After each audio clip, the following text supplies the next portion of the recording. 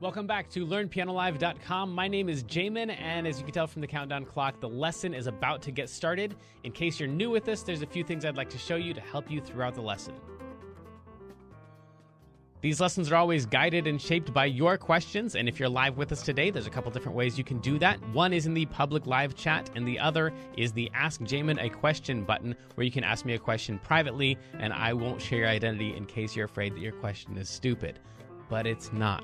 If you're in the archives, though, then just open up the survey. At the end of that, there's a place where you can ask your question. I will say I frequently get questions from students in the archives watching a lesson from 6 months ago, and I have no idea what they're talking about. So please try to be as specific as possible. If you're watching this at LearnPianoLive.com, there should be a PDF and an MP3 button right next to this video. The PDF will often have additional video links inside, so you can get more in-depth instruction on each of the topics. And if you're the kind of person who likes to print out the PDF so you can make the same notes on your physical version as I'm making during the lesson, now would be the time to do that. The MP3 is just a play-along track so you can practice more after the lesson. In traditional lessons, a teacher is going to actually present some new concept for maybe 5 or 10 minutes every couple weeks. The rest of the time is going to be spent applying and refining those concepts. Well, here I'm spouting off hours of new information every week, so it's totally unreasonable to expect you to actually absorb all of that.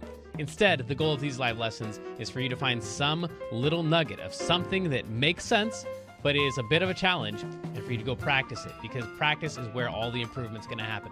So don't feel bad if you have to leave the live lesson when you find that little thing that you're going to practice. And of course, if I'm going too fast, you can always rewind the live lessons or replay in the archives as much as you want.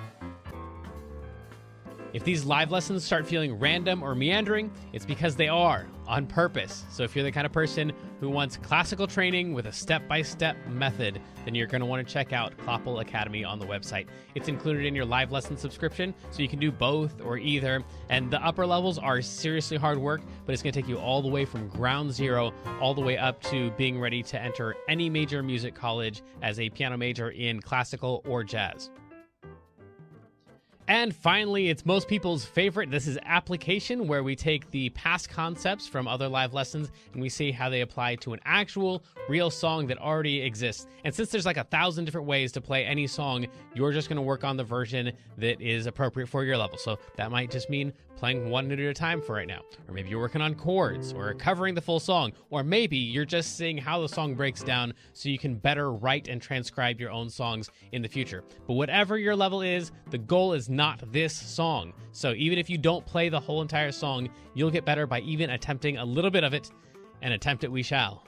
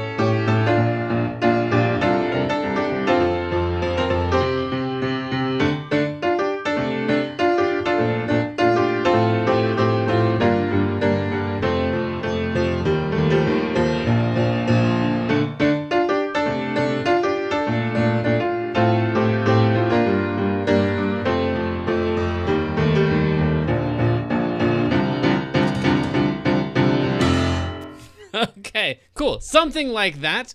We'll get to all of at least that, and maybe we'll even get better as we go. But first, before I teach you that song, or what I know of it, let me introduce to you the incomparable Kendra, moderating the chat room and running the cameras. Guess what, Jamin? I got to watch the new movie Dune recently, and it was so good. This is HBO, right? Yes. Yes. Okay, I feel excellent. like everybody has HBO now. I actually don't. Oh. I watched it with someone else. Okay. Who has HBO? Yeah. Everyone's got everything anymore because they're all like bundled together and everyone steals each other's logins and yeah, that's cool. You don't actually have to like do the illegal cable box. Why? So yeah, cool. Congratulations on watching a movie. That took a turn. So yeah, Dune, I haven't seen it yet, but all my students are telling me that I must. And it's a little bit slow at first, but the world building is phenomenal. Yeah, that's what I've heard. Yeah. That's what it's for. And then someone this week was like, I totally just got into this new thing called Shadow and Bone, and I was like, I know something about the youngster thing that you're talking about because I know Kendra. And then we got into your songs and all that stuff. Shadow and Bone is just the best. Yeah. So thank you for educating me, and we'll see about Dune. All right, we'll see about this song. I don't know how this is gonna go, but I'll show you all the notes first, and then I'll show you all the chords. And somewhere in there, I'm gonna learn the song, and then when we get to the advanced version, we'll see what we can do to cover this thing. But no matter what level you are, how much you've played before, you can at least play the first note of this thing, which is a C. You're just gonna take any group of 2 black notes, like those ones, or those ones, or those ones. Just don't pick a group of 3 black notes, and you should be fine. Group of 2 black notes, and the note just to the left of that group of 2 is going to be a C. So we're going to play that C, and we're going to say out loud the word sun, because that's the lyrics for that section right there. So we're going to play that and say sun. Ready, set, go. Sun. What's that F about? Don't worry about it. That is for the intermediate version, all the letters that are on top. You just want the letters that are inside of the notes. And if you want to know about all of this other stuff that's in here, the treble clef and the flat sign, we'll do all that in the breakdown, but also in Clopple Academy. I think level 2 or 3 should get you all the stuff that we'll run into in this song. So you shouldn't have to worry about any of that stuff. I'll show you how to play all these notes. So we're going to start with a C, and then the next note is a D. So the next note over would be a D, except it's not really a D because it's got this flat sign before it. This little, I call it a half of a heart. Oh, man, here we go. Yeah, actually, Kendra, bummer. I'm going to need to, let's do that and see. Nope, I'm going to need to reset this program. So we'll be right back after I reset the program so that I can draw on this thing again. See you in a second.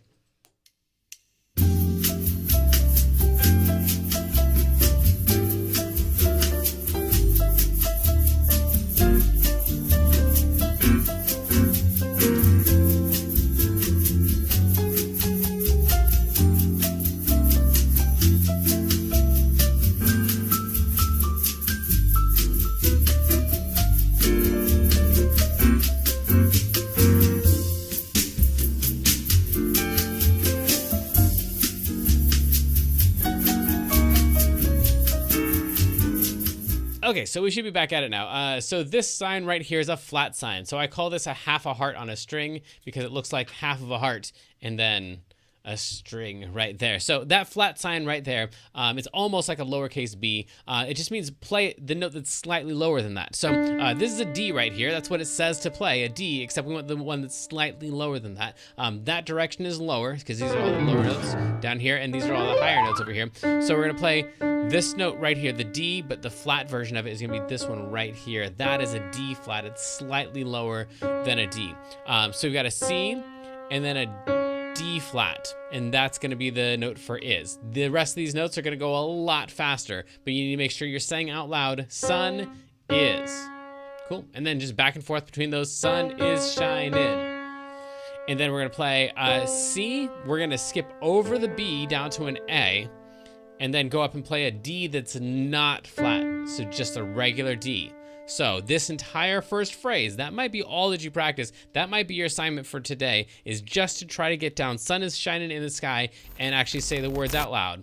Sun is shining in the sky. You don't have to sing it if you don't want to. If you want to, that'd be even better. But you can just say the words, sun is shining in the sky. Then that would be a great first assignment. If you've never played a song before, that's the first phrase of a pretty difficult song. So then this thing right here is called a tie, that swoopy line right there. That just ties those two notes together. So it looks like there's two Ds there, but there's actually just one. You're just gonna play the D and hold it out for both of those Ds that are there, because the second one's not really there. It's just one big D. Why would you do that? For rhythmic reasons that you'll learn in Clopple Academy level 3 that we don't really care about right now. Just know that anytime you have one of those swoopy lines, and we've got several of them in here, there's another one right there. That tie is not tied to anything. We do have another one though, like this one right here, ties those two A's together. So it's actually just one A. So we got the first line, sun is shining in the sky.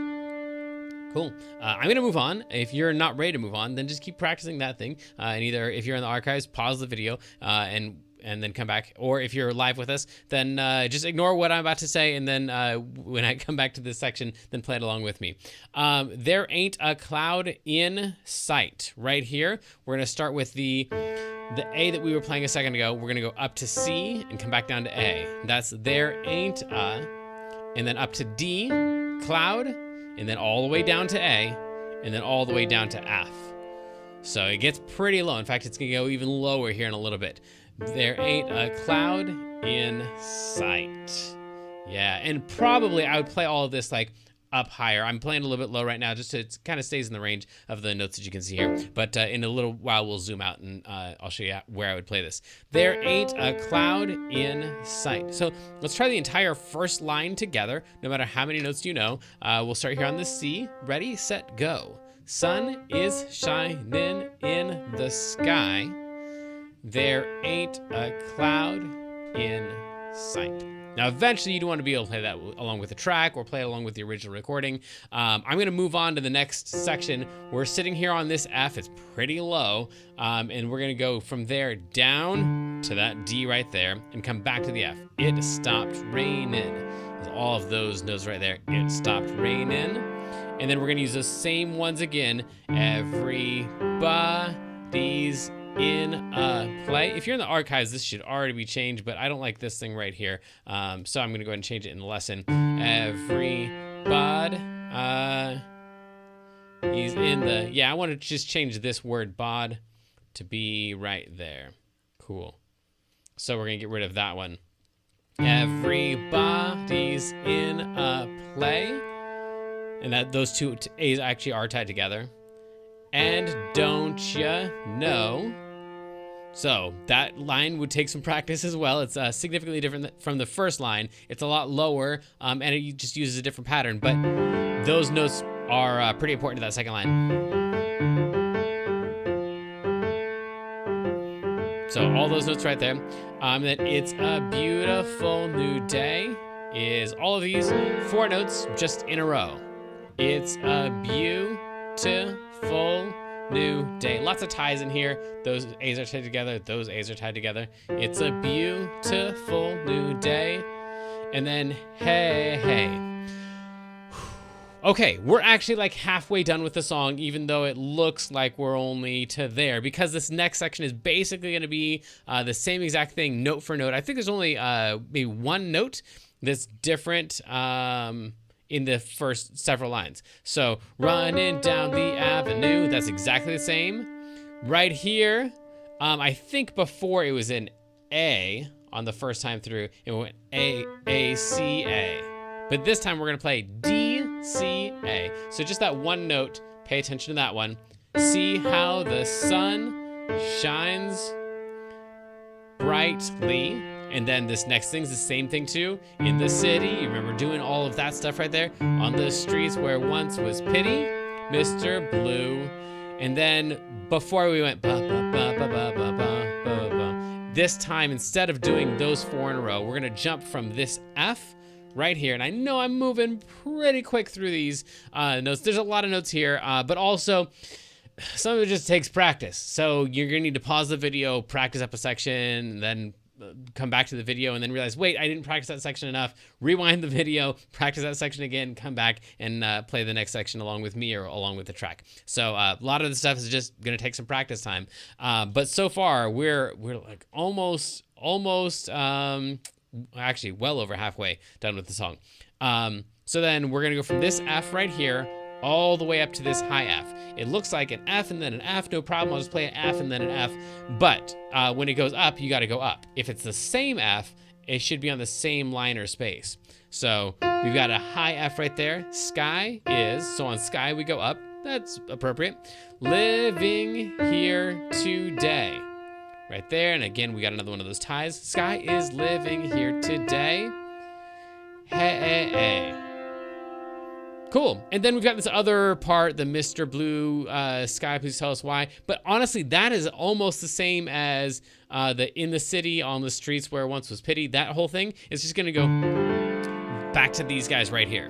So you're basically almost done. Let me show you one thing though right here. Musicians who look at this will know something important that's about to happen and they don't know when it's going to happen. This is called a repeat sign. And it's kind of like facing forward. So it's telling you in the future, there's going to be a repeat sign that faces the other way, and you're supposed to come back to this same section right here and do the whole thing again. So I already know going into this section without singing the end of the song, I'm going to have to come back and do all of this again. So what I'm about to play is a repeating section. If we look through the music, we can find, hey, there we go, that one right there.